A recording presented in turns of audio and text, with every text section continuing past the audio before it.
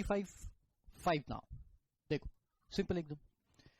Second hand goods क्या बोलता है देखो, तो value of second hand goods कैसे निकालेंगे अपन, 35 के हिसाब से, CGST रूल 2017। देखो तो value of second hand goods, the value is equal to sale price minus purchase price. Okay, तो sales price less purchase price would be the value of supply second hand goods के case. तो देखो कैसे, तो पहले पढ़ लेते फिर मैं बताता हूं आपको। देखो, where a taxable supply is provided by a person dealing in buying and selling of a second hand goods. तो एक कोई पर्सन है जो buying and selling of second hand goods में डील करता है, that is used goods as such. और फिर वो क्या करता है कि गुड्स को लेता है और एज सच उसमें थोड़ा बहुत डेंटिंग पेंटिंग करता है और थोड़ा बहुत डेंटिंग पेंटिंग करके उसको बेच देता है एज सच, है ना। तो देखो, और आफ्टर सच माइनर प्रोसेसिंग, है ना, डेंटिंग पेंटिंग बोला आपको, छोटा मोटा minor processing, which does not alter the nature of the goods and where no input tax credit has been availed on a purchase of such goods. जैसे देखो, तो एक कोई सेकेंड हैंड डीलर है गुड्स का, कार का। अब वो मेरे से कार परचेस किया, मान के चलो मेरी कार क्रेटा है ना, तो क्रेटा उसने मेरे से परचेस किया। ओके, अब मैं तो इंडिविजुअल हूं, इंडिविजुअल से वो खरीदेगा तो मैं कोई जीएसटी लगा के नहीं दूंगा उसको, तो उसने कोई क्रेडिट भी नहीं लिया। Where it does not take such a credit, तो गुड्स का उसने कोई क्रेडिट नहीं लिया। ओके बराबर। अब वो उसने क्रेडिट नहीं लिया और वो क्रेटा को थोड़ा सा डेंटिंग पेंटिंग करवाया, कलर वलर किया, कुछ स्क्रैच लगे थे वो भी खत्म करवा दी। अब वो गुड्स को जब बेचेगा तो उसकी वैल्यू क्या मानी जाएगी ना, बहुत ही सिंपल है। तो देखो क्या बोलता है, the value of supply shall be the difference between the selling price and the purchase price and where the value of such a supply is negative it shall be ignored. देखो अब क्या बोलता है, बड़ा मजेदार केस है। तो देखो ये है सेकेंड हैंड डीलर गुड्स का, मजेदार case, second hand dealer of goods, है ना, second hand dealer of goods. तो ये क्या करता है देखो, ये गुड्स को परचेस करता है, मान के चलो इसका पहले तो अच्छा परचेस करेगा और परचेस करके फिर सेल करेगा और परचेस पे कोई क्रेडिट नहीं लिया। ओके, तो मान के चलो उसने सेल्स प्राइस लेते, सेल्स प्राइस, ठीक है। फिर उसने परचेस कितने में किया, मेरे से क्रेटा कितने में परचेस की थी, परचेस प्राइस आ जाएगी, और फिर इन दोनों का डिफरेंस जो रहेगा वो रहेगा उसका वैल्यू ऑफ सप्लाई, और फिर this is liable for GST. Value of supply जो रहेगा liable for GST, very simple, है ना। तो देखो क्या, मान के चलो पहले केस में उसने सेल किया 1 लाख रुपए में, ओके, और उसने परचेस किया था वही कार, मान के चलो वही कार परचेस किया उसने 80,000, सो उसकी वैल्यू क्या रहेगी 20,000, तो इसके ऊपर लगेगा जीएसटी। फिर दूसरे केस में 5 लाख की कार है, सेल करे वो 5 लाख की, और उसने परचेस किया था वो कार 3,20,000 में, बोलो कितना है 1,80,000 वैल्यू, और उस पर लगेगा जीएसटी, बराबर। फिर तीसरे केस में क्या हुआ कि उसको नुकसान हो गया, तो मेरे से क्रेटा उसने परचेस किया 8 लाख में, बट वो क्रेटा 8 लाख में कोई खरीदने के लिए तैयार नहीं था, उसने पूरा डेंटिंग पेंटिंग सब कुछ ओके करवाया, लेकिन लोग मैक्सिमम उसे 7 लाख में खरीदने के लिए तैयार थे। सॉरी, 8 लाख में बेचा, 8 लाख में बेचा, और परचेस कितने में किया उसने, वो परचेस किया था 9 लाख में, उल्टा बोल दिया मैंने, तो 9 लाख का परचेस हो गया, परचेस तो 9 लाख में करके रखा था, बट सेल जो है कोई 8 लाख के ऊपर लेने के लिए तैयार ही नहीं था, उसको मैक्सिमम 8 लाख की खरीदने के लिए तैयार था, तो अब उसका नेगेटिव वैल्यू आ गया। तो क्या जीएसटी इसमें, मतलब वो वैल्यू के इसमें से माइनस करेंगे क्या आप, जो 1 लाख रुपए आया वो 1 लाख रुपए क्या माइनस होगा क्या, 1 लाख रुपए ये 20,000, 1,80,000 और 1 लाख माइनस करके फिर बचे हुए वैल्यू पे जीएसटी आएगा क्या, नहीं नहीं। तो उन्होंने बोला ऐसे केस में वैल्यू ऑफ सप्लाई आपको नील कंसिडर करना पड़ेगा, शून्य कंसिडर करना पड़ेगा, 0 कंसिडर करना पड़ेगा, तो यहां कोई जीएसटी नहीं आए। लेकिन हाँ आप ये 1 लाख ये इसमें से माइनस मत कर देना, ऊपर वाले 20 और 180 से माइनस मत कर है ना, गड़बड़ हो जाए। तो वही वहां पे लिखा है नीचे देखो, where the value of such a supply is negative it shall be ignore, फिर इग्नोर कर दो, उसके ऊपर कोई जीएसटी नहीं लगे, कोई जीएसटी की लेवी नहीं हो। ओके, समझ में आ गया, ग्रेट, सिंपल, है ना, मैं हूं आपके साथ, सब समझ में आ जाएंगे। फिर वैल्यू ऑफ द गुड्स रीपोजेस्ड। अभी क्या है देखो, रीपोजेस्ड के केस में क्या होता है, देखो इसको भी अच्छे से समझ लो क्या होता है। देखो अब देखो क्या पहले पढ़ लेते हैं। Provided that the purchase value of the goods repossessed from defaulting borrower. तो अब मेरा एक दोस्त है राजेश, है ना, कुछ लोग रहते हैं जिनको बढ़ाई दिखाने का बड़ा शौक रहता है, तो वो ऐसा ही राजेश, तो जोश जोश में क्या किया उसने, एक 1 करोड़ की कार ले लिया। अब औकात ही नहीं है 1 करोड़ के कार की, लेकिन आजकल मिल जाता है। कैसे मिल जाता है कि आपने बैंक से लोन ले लिया, 10 लाख रुपए थे जेब में, वो 10 लाख रुपए दे दिए और 90 लाख रुपए का लोन ले लिया और वो कार ले लिया। अरे लेकिन वो 90 लाख के लोन का ईएमआई भरने के लिए तो पैसे चाहिए भाई, वो पैसे कहां से आएंगे? तो उसने वो सोचा ही नहीं, और फिर नौबत आई कि बैंक वो कार को उठा के लेके गई, रिपोजेस्ट कर लिया। तो देखो ऐसे केस में अब क्या होता है, who is not registered for the purpose of recovery, और राजेश रजिस्टर्ड नहीं, पर्सनल पर्पज के लिए कार लिया, for the purpose of recovery of the loan और date shall be deemed to be the purchase value of such a goods, purchase value of such a goods by the defaulting borrower reduced by 5% for every quarter or a part of quarter thereof between the date of purchase and date of disposal by for making such a repossession। कुछ समझ में नहीं आया, वो analysis भी पढ़ लेते। Value can be done under this rule when goods are sold as such, जैसे कि वैसे सोल्ड करना है, और टैक्स क्रेडिट आपने नहीं लेना चाहिए, तभी ये रूल 32(5) काम में है आपका। ओके, तो पहले आप समझ लेते क्या है। देखो अब मान के चलो ये बैंक है, ये बैंक ने ये हमारे राजेश को लोन दिया था, राजेश इसको लोन दिया, कितने का लोन दिया, 90 लाख का, और ये 90 लाख प्लस उसने ओन मनी दिया, ओन मनी कितने का, 10 लाख का। तो ऐसे 1 करोड़ रुपए की कार परचेस कर ली, car purchase for 1 crore, 1 crore रुपए की कार परचेस कर ली ना। अभी लोन भरा नहीं गया, तो कार ने क्या किया, कार ने वो एक एजेंसी अपॉइंट की और एजेंसी को बोला ये राजेश की कार जो है ये उठा के लेके आओ और तो बेच दो। अब वैल्यू कैसे निकालेंगे, वैल्यू तो बराबर है, वैल्यू जो रहेगी sales price minus purchase price ही रहेंगी। तो अब ये एजेंसी के लिए क्या सेल्स प्राइस और परचेस प्राइस रहेंगी वो बोलिए। देखो तो देखो अब ये एजेंसी ने कार उठा के लाई और agency sold car for rupees let's say 63 lakh, इसने 63 लाख रुपए में कार बेच दी। ओके, अभी कार परचेस की थी, लेट्स से कब परचेस की थी उसने, मान के चलो 1 जनवरी या 21 जनवरी 2017 को परचेस की थी। ओके, और ये कार उसने सोल्ड की, car sold on let's say 29 दिसंबर 2018। तो अपन क्या करेंगे, पहले ये परचेस और सेल जो किया है कार, उसके बीच का डिफरेंस निकालना पड़ेगा। देखो ये क्वेश्चन में आपको सेल्स प्राइस तो मिल गया है ना, what is the sales price, sales price we got 63 lakh, 63 lakh में बेच दिया। बट क्या परचेस प्राइस 1 करोड़ ही रहेगा क्या बेटा, नहीं 1 करोड़ नहीं रहेगा परचेस प्राइस। व्हाई, बिकॉज वो कार यूज की है ना, तो कार कब से कब तक यूज की, 1 जनवरी 17 से 29 दिसंबर 2018 तक यूज की। तो इतना पीरियड जो कार यूज किया उसका कॉस्ट माइनस करना पड़ेगा ना, परचेस कॉस्ट 1 करोड़ थोड़ी ना होगा, उतना कॉस्ट आपको क्या करना पड़ेगा बेटा, माइनस करना पड़ेगा, बराबर।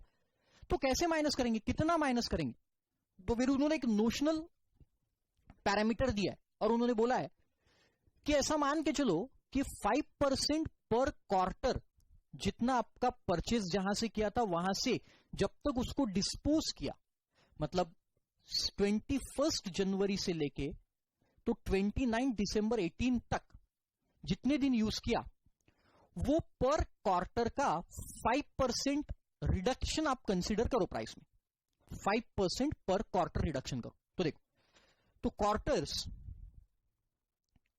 From 21st January 17 to 29th December 18, कितने क्वार्टर्स होते हैं जरा गिनो, ये कैलकुलेशन अपन करते कितने क्वार्टर्स होते देखो, कितने क्वार्टर्स होते देखो। तो 21st January 17 to 21st January 18 कितने हो गए बेटा, 4 क्वार्टर, राइट। और 21st January 18 से लेके तो 29 December 18 है ना, तो कितने होते देखो, 21st January 18 से जनवरी फरवरी मार्च अप्रैल मई जून जुलाई अगस्त सितंबर अक्टूबर नवंबर दिसंबर, ये भी 4 क्वार्टर, मतलब टोटल कितने क्वार्टर हो गए, टोटल पार्ट क्वार्टर को फुल क्वार्टर कंसीडर करना है आपको, राइट। टोटल कितने क्वार्टर्स हो गए, 8 क्वार्टर्स। वैसे पूरे 8 क्वार्टर्स नहीं हुए है ना, लेकिन पार्ट क्वार्टर को आपको फुल क्वार्टर कंसीडर करना है। ओके, आ गया समझ में। तो 8 क्वार्टर्स हो गए, एक क्वार्टर का कितना परसेंट कंसीडर करना है, 5%। तो 8 quarters into 5% that is equal to 40%। तो आप क्या करेंगे, वैल्यू 40% इसमें से माइनस करेंगे परचेस प्राइस में से। ओके, तो देखो working note, calculation of purchase price कैसे निकालेंगे, देखो 1 crore, this is original purchase price less notional reduction, कितना परसेंट है, 40%। तो कितना हो गया देखो, 60 लाख। तो ये मिल गया आपको परचेस प्राइस। तो ये परचेस प्राइस इसमें से माइनस कर देंगे 60 लाख, कितना है बताओ, 3 lakh. This is your value. ये वैल्यू पे फिर क्या लगेगा बेटा, जीएसटी। आ गया अब आपके समझ में। हाँ, लेकिन ये वैल्यू अगर फिर 70 लाख आती थी तो अगेन नेगेटिव वैल्यूएशन। तो नेगेटिव वैल्यूएशन मतलब वैल्यू कितनी कंसीडर करती थी फिर अपन, 0। आया ध्यान में। तो क्वार्टर्स गिनना है आपको, purchase price, original purchase price से वो जो क्वार्टर्स है वो क्वार्टर्स को आप क्या करेंगे बेटा, माइनस करेंगे ओरिजिनल परचेस प्राइस। ओके, तो देखो जैसे, और आई कैन गिव यू, मतलब अगर ये कार मान के चलो आपने कब बेची थी, पर एग्जांपल और इसी में कंसीडर करते हैं, जैसे परचेस डेट 7th जनवरी 2018 रहता था और सेल डेट रहता था, डिस्पोजल डेट रहता था 10th अक्टूबर 2018। तो देखो कितने क्वार्टर्स हो गए, तो 7 जनवरी से 7 फरवरी 7 मार्च 7 अप्रैल एक क्वार्टर, 3 महीने का एक क्वार्टर है। फिर 7 मई जून जुलाई दूसरा क्वार्टर, फिर जुलाई से अगस्त सितंबर अक्टूबर तीसरा क्वार्टर। तो 2 क्वार्टर, सॉरी 3 क्वार्टर कंप्लीट हो गए, लेकिन कब तक कंप्लीट हो गया बेटा 3 क्वार्टर, 7 अक्टूबर तक। तो हमको कितने अक्टूबर, हमने कितने अक्टूबर में बेचा, 10 अक्टूबर में, मतलब 3 क्वार्टर्स एंड 3 डेज। तो दैट इज इक्विवेलेंट टू कितना हो जाएगा फिर, 4 क्वार्टर्स। तो 4 क्वार्टर के हिसाब से कितना निकलेंगे, देखो 4 क्वार्टर्स इंटू 5%। तो आप कितना माइनस करेंगे बेटा, 20%। तो ये परचेस प्राइस से अब 20% माइनस होगा, तो आपका 1 करोड़ का जो परचेस प्राइस है उसमें से 20% माइनस, मतलब ये आएगा 80 लाख। देखो नेगेटिव वैल्यूएशन हो गई, जैसा ये किया था हमने, है ना। जैसे यहां पे अब नेगेटिव वैल्यूएशन हो गया, 80 लाख आपका परचेस प्राइस हो गया। तो 63 सेल और ये 80 परचेस, तो कितना वैल्यू आएगा, 0। आ गया समझ में, great, fantastic, smart student of a smart teacher. Okay, चल, नहीं आप ज्यादा होशियार हो इसीलिए तो फटाफट समझ में आ रहा है। Okay, right, great. फिर next 32(6), value of a token or voucher or a coupon और अ स्टैम्प। बहुत ही सिंपल है, वैसे टाइम ऑफ सप्लाई में देख क्या, लेकिन फिर भी आपको बताता हूं, है ना। तो वैल्यू ऑफ वाउचर क्या रहेगी, तो वैल्यू ऑफ वाउचर और token is equal to value of goods plus value of services. तो वाउचर पे लिखा ही हुआ रहता है ना कि ये रिडेम्पशन पे कितने रुपए का। जैसे आप अभी वेस्ट साइड में सेल शुरू है, जनवरी महीने के एंड तक सेल रहता है, राइट। तो कूपन वाउचर देते आपको, अगर 5,000 रुपए की आपने शॉपिंग किया तो वाउचर देंगे और बोलेंगे कि 200 रुपए तक, देखो अमाउंट भी देखो कितना बड़ा, 200 रुपए तक आप इस वाउचर को रिडीम कर सकते। So what is the value of voucher? 200 rupees, है ना, सिंपल।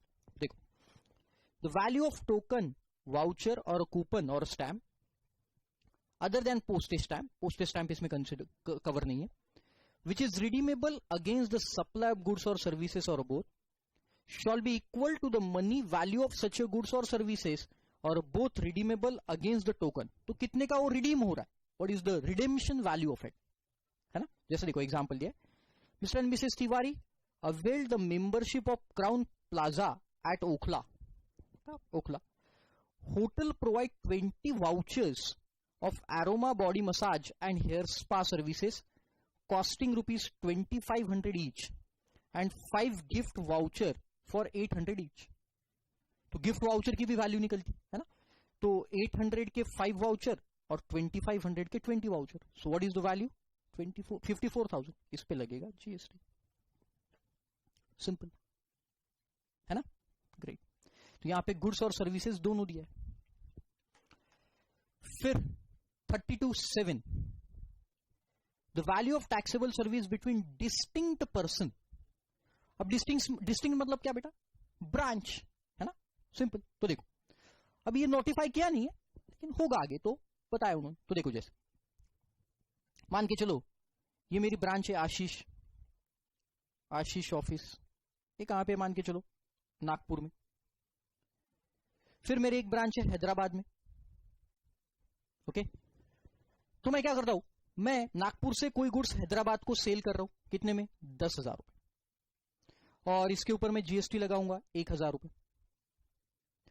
तो ये हैदराबाद की ब्रांच क्या करती है बेटा?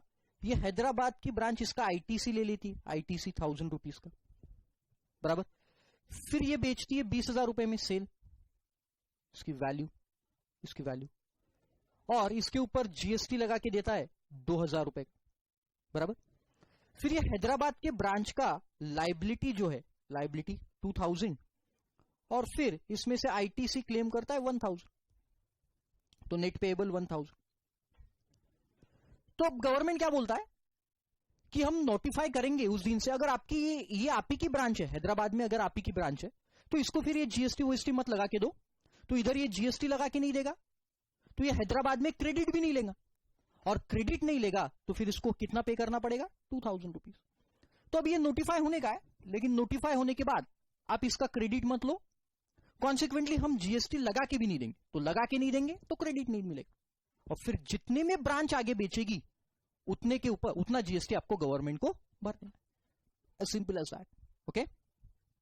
तो देखो, the value of taxable service provided by such a class of service provider as may be notified by the government on recommendation of the council, as may be notified by the government on recommendation of the council, as referred in paragraph 2 of schedule 1 of the said act, between distinct person, branches are distinct person, branches head office, as referred in section 25, where input tax credit is available, shall be deemed to be nil। तो फिर input tax credit नील हो जाएगा, और आप value भी नील मानेंगे क्योंकि उसको वैल्यू में सप्लाई नहीं करेंगे तो जीएसटी नहीं लगेगा, और फिर जब आगे वो बेचेगा तो जीएसटी का फिर आईटीसी भी नहीं लेगा, ओके, सिंपल।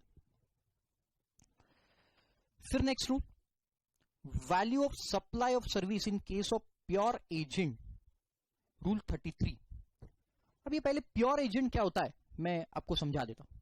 देखो, अब क्या होता है कि जैसे मान के चलो कि मेरे यहां मैंने एक एजेंट को बुलवाया, एजेंट बोलने से सिंपल मैं आर्किटेक्ट को बुलवाया, है ना, अच्छा मैं आर्किटेक्ट को बुलाया, मेरा नया घर मैंने पेंट हाउस खरीदा, और वो पेंट हाउस का इंटीरियर डेकोरेशन का काम करने के लिए एक इंटीरियर डेकोरेटर को मैंने हायर किया, ओके। अब वो इंटीरियर डेकोरेटर को जब मैंने हायर किया तो उसने काम शुरू कर दिया, काम लगभग कंप्लीट होने पे आया था, और हमारे यहां ऐसे एक बर्डी एरिया है, सीताबर्डी। अब वो संडे का दिन था, वो एजेंट वहां पे घूम रहा था, ओके। अब वो एजेंट घूम रहा था तो वो एजेंट ने क्या किया, वहां पे उसको एक अच्छा सा स्टैचू दिखा, और स्टैचू देख के वहां से मुझे कॉल लगाया और बोले साहब एक स्टैचू बहुत अच्छा लग रहा है, आशीष सर बहुत अच्छा स्टैचू है, अपने घर में फलाने फलाने कोने में वो स्टैचू बहुत अच्छा लगेगा। बोला अच्छा कितने का है? तो बोले साहब ये है ना तो 50,000 रुपए का है। बोला अच्छी बात है, खरीद ले। तो उसने वो स्टैचू खरीद लिया और वो स्टैचू लेके यहां पे आ गया, घर पे आ गया। फिर उसका सर्विस और पूरा कंप्लीट हो गया और उसने मुझे बिल दिया, और वो बिल में इंटीरियर डेकोरेटर के ऐसा बिल लिखा हुआ था। वो बिल में था वैल्यू ऑफ सर्विस, उसके पूरे सर्विस की वैल्यू दी थी 5 लाख रुपए। 5 लाख रुपए का बिल दिया उसने, और स्टैचू अमाउंट जो उसने खरीद के लाया था, क्योंकि पैसे तो उसी ने पे कर दिया था, राइट?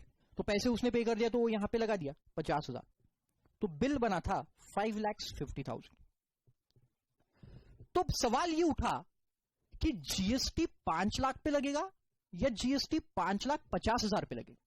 जीएसटी लगेगा किस पे, ये सवाल उठा। तो फिर यहां पे क्लैरिफाई किया है, अगर वो इंटीरियर डेकोरेटर प्योर एजेंट की कैपेसिटी में काम कर रहा है। What do you mean by pure agent बेटा? प्योर एजेंट मतलब क्या? वो मेरे से कॉन्ट्रैक्चुअल एग्रीमेंट में कॉन्ट्रैक्चुअल एग्रीमेंट हुआ उसका मेरे साथ, उसने मुझे फोन किया था and ask me Ashish should I by that statue for you? Yes, उसने मेरे से ओरिजिनल कीमत जितनी थी स्टैचू की 50,000, उतने ही पैसे मेरे से लिए।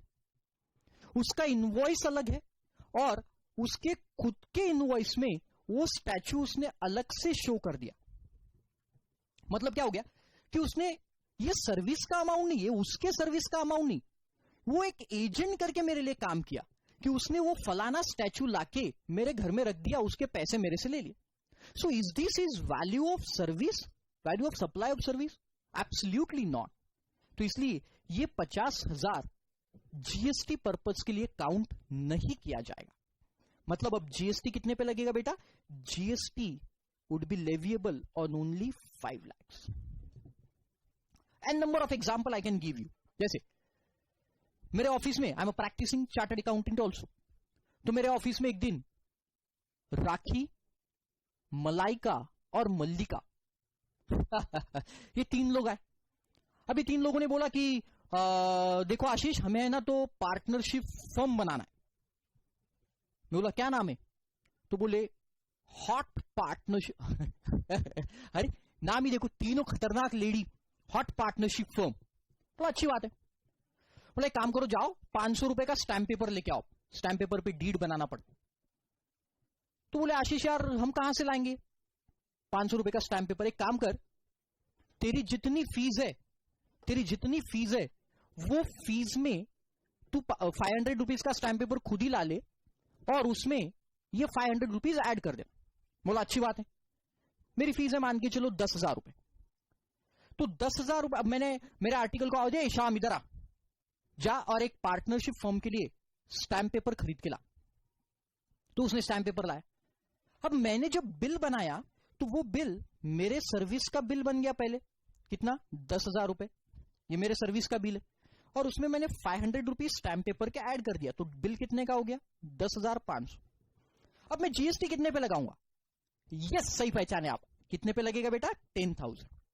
Because I am acting as a pure agent to buy that stamp paper for Malaika, Mallika and Rakhi only as a pure agent. I'm acting only as a pure agent.